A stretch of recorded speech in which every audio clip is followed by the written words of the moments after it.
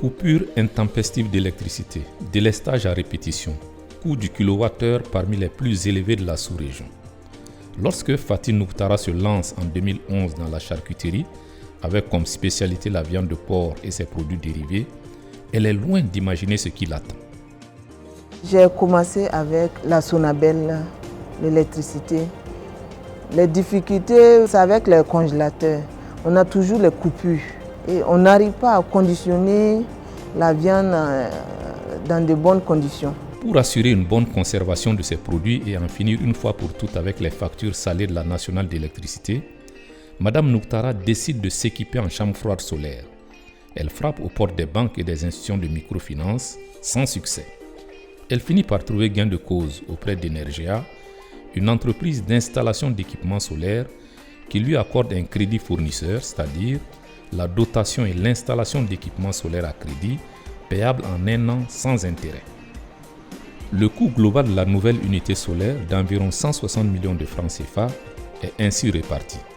57 millions de francs CFA d'Energia, près de 20 millions de francs CFA libérés par la promotrice et une subvention de 75 millions de francs CFA octroyée par le Fonds agro-industrie à travers le Fonds vert. Le Fonds vert constitue un instrument inédit d'efficacité énergétique destiné aux PME burkinabés. Ce fonds répond à un réel besoin du marché et des entrepreneurs et ne sacrifie pas à un phénomène de mode. L'originalité du fonds, c'est de l'avoir collé à la mise en œuvre du projet. Ça veut dire que le fonds vert n'est pas quelque chose qui est mis à côté comme un élément qui vient embellir le projet, mais il fait partie intégrante du projet. Si vous regardez la charcuterie du Sahel, la mise en œuvre du projet fonds vert est intégrée au projet.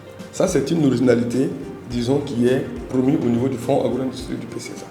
Le Fonds vert a ainsi permis à la charcuterie du Sahel de faire face à l'accroissement de la demande de viande et de produits dérivés du porc, destinée à une clientèle exigeante, celle des travailleurs des mines d'or et des sociétés de restauration des compagnies aériennes.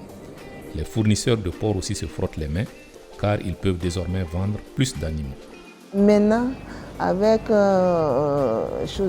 ces chambres froides, avec le soleil et autres consorts, même si on nous appelle qu'il y a une quarantaine de porcs qui est là présentement même, on peut les faire rentrer et puis les accrocher et puis travailler avec ça. Travailler plus et aussi gagner plus grâce aux économies réalisées sur la consommation d'électricité. Avec ce système sur le solaire, là, on économise autour de 80% de la Sonabel. C'est juste les redevances qu'on est en train de payer. Outre l'accroissement de son chiffre d'affaires, la fidélisation de ses fournisseurs et de sa clientèle, ainsi que les perspectives d'expansion dans d'autres villes du Burkina Faso et d'exportation dans la sous-région, notamment en Côte d'Ivoire, la patronne jouit d'une meilleure qualité de vie. Depuis qu'on a eu l'aide du PCSA, je suis plus rassurée parce qu'avec le soleil, on ne parle pas de coupure et autres consorts. Donc la nuit même, tu peux dormir tranquille. Voilà, tu as ta viande qui est là, tu vas venir trouver le matin intact, il n'y a pas de problème.